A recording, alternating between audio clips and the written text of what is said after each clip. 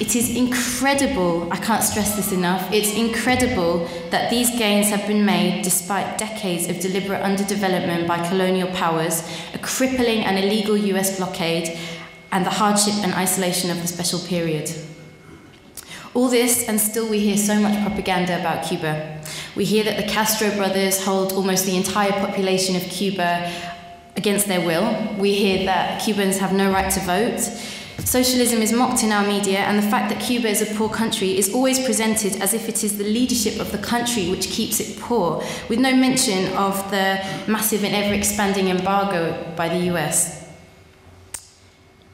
People often remark on how poor Cuba is in comparison to our society, as if socialism is to blame, but it's easy to forget that such a comparison pits a third world country against a massive imperialist power which exploits many, many people throughout the world in order to provide a minority of its population with incredibly decadent lifestyles.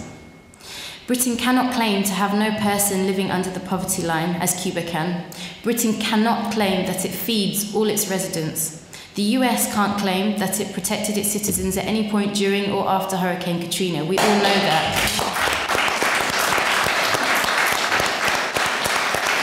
But Cuba can. Cuba does protect its citizens against hurricanes. The problem is that from the moment we hear the word communism in school, we are taught to fear it.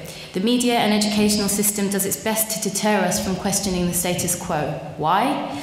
Simply because the parasitic lifestyles of the rich at the expense of the vast majority of the world's population must continue at all costs. We know the media has a direct hand in the manipulation of public opinion. We know most British press are monopoly controlled, and so they are far from impartial observers. And along with bourgeois intelligentsia, even sections of the left smear the gains of the revolution.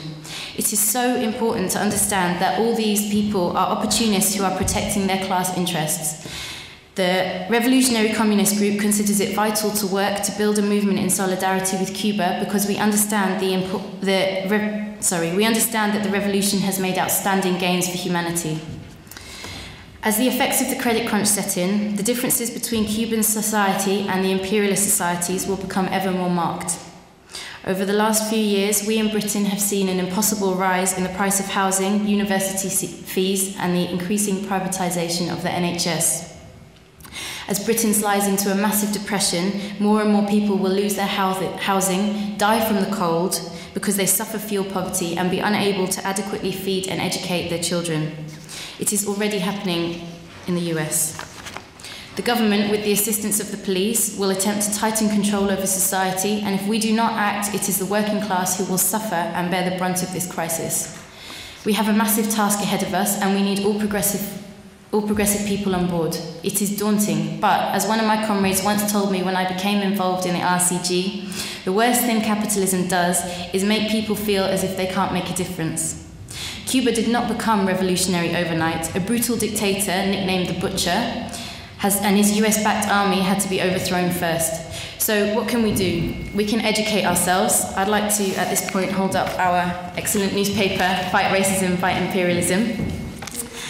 And we also need to join forces and organise resistance. We need to talk to the people around us.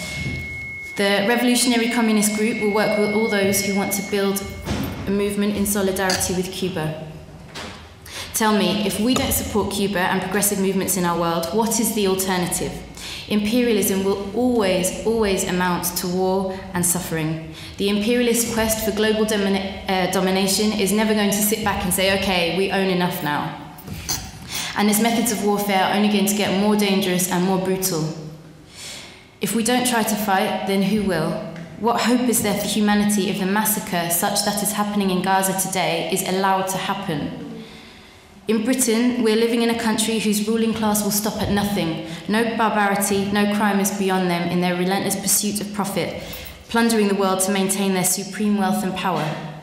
Therefore, all of us living here have the responsibility not only to expose British imperialism and expose the large section of British society willing to defend it because of the benefits they get from British vicious plunder, but also to take actions to fight against it. We must support the heroic, enduring struggle of the Palestinian people against imperialism and defend the Cuban Revolution, which today shows the way forward for humanity. Thank you.